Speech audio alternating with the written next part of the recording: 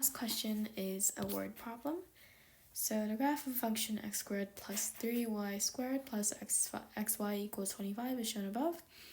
Answer the following question. So this is like a little bit like an ellipse. It's a little bit rotated. Shape is a bit irregular, so you can't really call this perfectly ellipse or perfectly elliptical. But then we can use implicit differentiation to find whatever we need to find. So it says find the derivative of the function. So find dy over dx, right?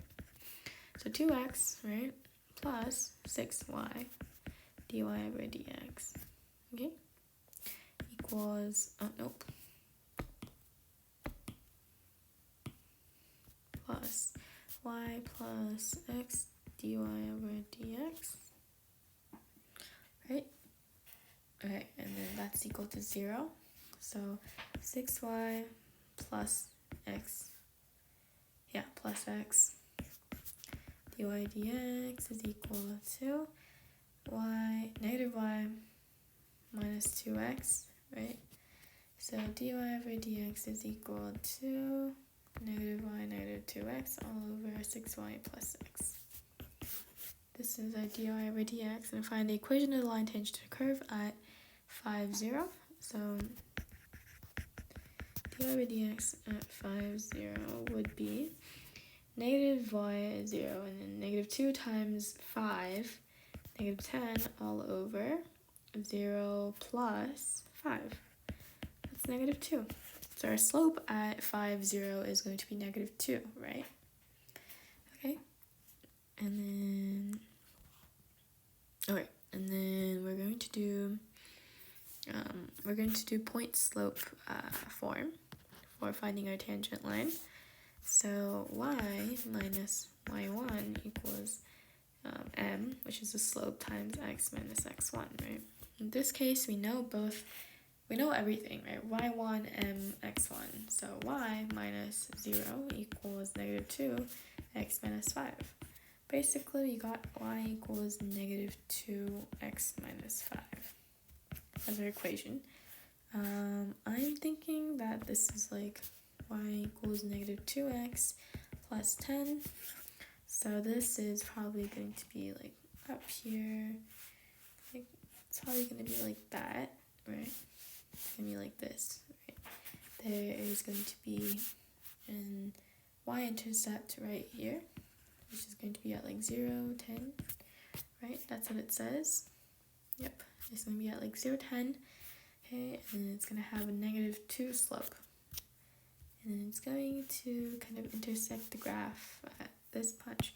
Not intersect, it's going to be tangent to the graph at 5, 0, like here. Yeah, that's going to be the tangent line. And find all the points on the curve where dy over dx equals to 0. That's very interesting. So dy over dx we found was negative y minus 2x over 6y plus x, right? So when this is equal to 0, that probably means when negative y minus 2x is equal to 0, or when negative y equals to 2x, or x equals to negative y over 2. Okay, so let's see. Where on this graph is x equal to negative y over 2? Or we can try to say just like y equals 2x. So anything that falls on y equals 2x line, right? Negative 2x line, right? Okay, so let's just try to draw the line then.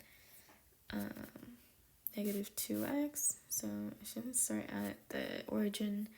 Negative 2, probably going to be, this is 1, right? I'm guessing it's going to be like this, shaped. Yeah. Okay, this is 1, 2, okay, that's right. So it's going to be, it's going to be like this. I'm going to draw a line. Let me just draw all the dots. Okay. I mean, I think we already got something, right? We already got 2 points. So we got this one right here. We got this one right here. Let me mark that in red. No. Okay, so let's just find out where these are. This is going to be when, since each one of this is going to be 0.5, this is going to be when x is equal to 1.5. Yeah. So 1.5, and what is this? This is going to be -3, right? And then this is going to be negative 1.5, right? Negative 1.5 and 3. Okay.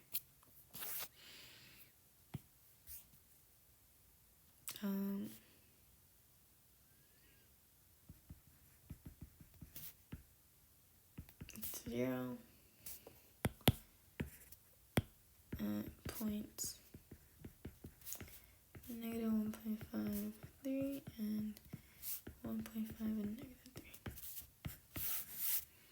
Alright, and then last question, using derivatives, find where the y value is at its minimum. Verify this with the graph presented. Okay, so for this one, I think we need to find like the critical point.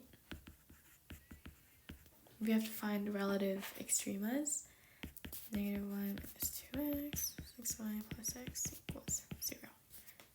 Okay, and then let's see when this is equal to 0, and we found that at x equals negative 1.5 and x equals 1.5, right? Okay, and then our function's interval is from -5 to 5, so our endpoints are actually going to be negative 1.5, or no, -5, negative 1.5, and then 1.5 and 5. Okay, and then alright, and then let's see. So we'll have to try to plug this in.